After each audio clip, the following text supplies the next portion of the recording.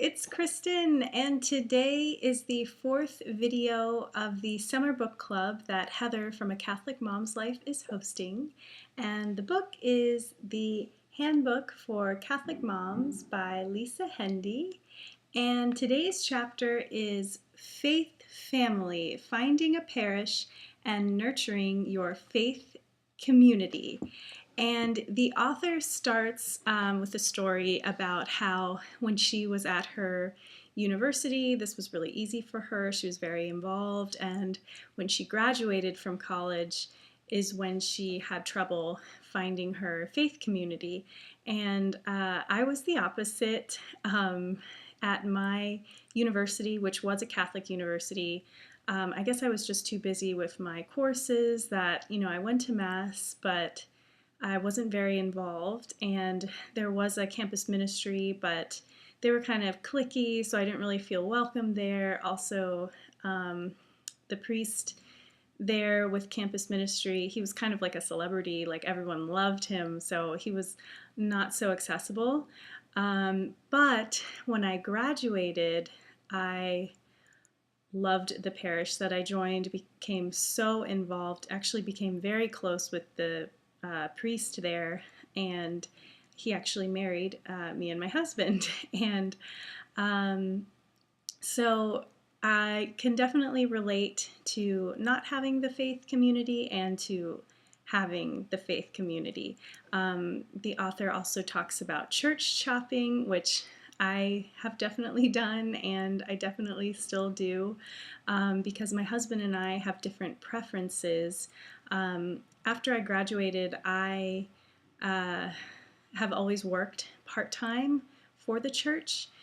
So I typically, go to whatever parish needs me and whichever parish has the best music program, whereas my husband likes a nice Spanish Mass.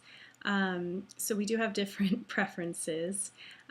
With the Spanish Mass, I think he just really likes the homilies. In the Spanish language, there are these, nice words like caridad, and it just comes off more loving in the homily. And I think in English, sometimes that's not the case. Even though the message might be love, it comes out a little harsher sometimes. It's just a language thing. When you move, you might be church shopping. I recently moved and I have found a parish for me, but I do still go to other parishes, and my husband hasn't really found a parish that he really likes here, so we do still church shop even though I found a parish for me. um, the author also talks about getting to know your priest, and I'm really fortunate at the parish that I'm at.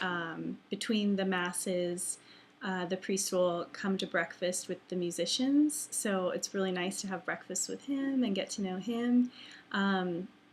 Also a note on priests, priests are just people, so if you don't have a great connection to your priest, I wouldn't let that discourage you from that parish. Like I said, when I graduated, the parish that I joined, the priest and I there, we just adore each other, and so it's hard to, come back from that. No other priest really has that connection with me like I do with him. But yeah, I just remember that priests are people. You're going to really click with some and not so much with others, and that's okay. To make a parish your faith family, you really need to get involved. So I would always tell this to friends growing up, like that were interested in Christianity or Catholicism, that you can't really just go on Sunday and it won't really feel like a faith community. You really need to get involved. So get involved in a ministry, like whatever talents that you have to give. Once you get involved and get to know people, it'll really feel like a family, like your spiritual family. And if you don't have time to volunteer or join a ministry, you can join a prayer ministry.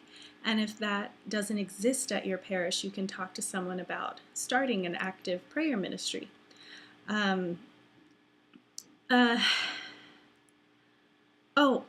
And so the author also mentions, ideally, we like to go to parishes with good music, good homilies, and good fellowship. But that's not always the case. When we do have those things, it's almost like a gift from God. And she says when we don't have those things, but you're still going to Mass, it's like a gift to God. I agree with that, but also I feel that if something is lacking at your parish, you can contribute to improving that area. I mean, fellowship is pretty easy.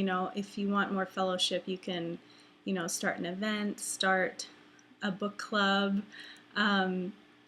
With homilies, one of the fathers of the kids in my children's choir, he's going to become a deacon, and so I said, oh wow, I'm so excited to hear your homilies one day. And then music, if you have any musical talent, you can contribute to your music ministry. And the author has homework, and the first is to register with your parish. I'm really bad with this. My husband and I have moved a lot, so sometimes I don't want to register because then when I move, it's like, I don't want to get like mailings and everything from a different parish. Also, since my husband and I have different preferences, sometimes I'm hesitant to register at a parish. So I don't know. Do you guys have any advice for me on registering? And then the next homework is to volunteer. And I definitely do this. I love to volunteer at my parish. I mean, there was a big children's clothing drive recently, and the funds were really crucial to the church, and so they needed help sorting all the clothes, and so that was fun. And the last homework was to tithe. And tithing, it's not so much about the amount that you give, but about your attitude when giving and also being consistent.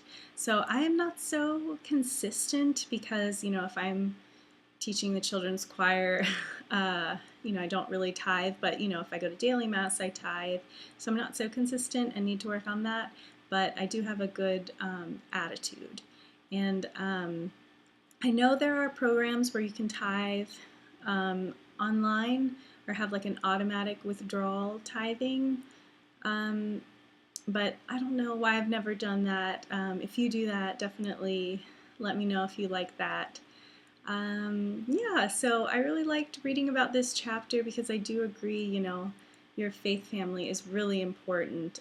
It's important to, build each other up, get to know your community, and not only will you help others by getting to know them and, participating in their events or when they need a helping hand, but it also will enrich your life.